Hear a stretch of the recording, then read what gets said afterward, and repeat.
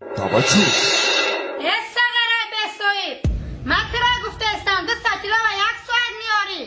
این میلاد به کفای تر زمان یک چوه بگی به خونه رو بیرون آی کاش کیو چه نشستمه مردمانه موضوعی نزدیک آلبومی نوینی سراینده جوان نعیمجان سیدعلی با نام اوچا جون با فروش میبرد.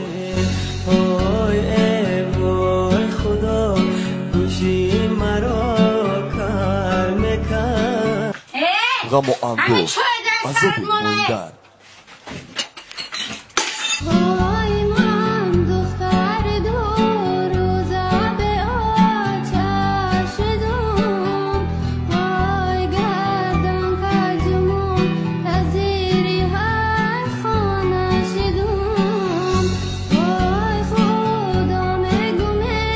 هیچ کس به آتش نشود وای دردی سری هم اما با هم خواهد شدوم دیداری اوچا اوچا گیره با 2 چشم سردی دومه از های به اوچا گیره فهمیدومش به اوچا ره نگن یتیمی پشتی در علای شیرین مودا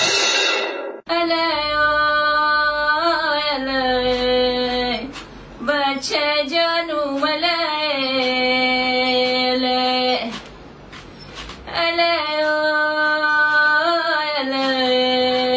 اوچا جون این بدی بلند شاخکش خم زدگی آی من بچه‌ای به اوچه‌ای ماتم زدگی این بدی بلند این همه در آلبوم جدیدترین نعیمجان سیدعلی با فروش میبرد. فیته ها رو میتوانه از دکان‌های فیته فروشی دسترس نمایید.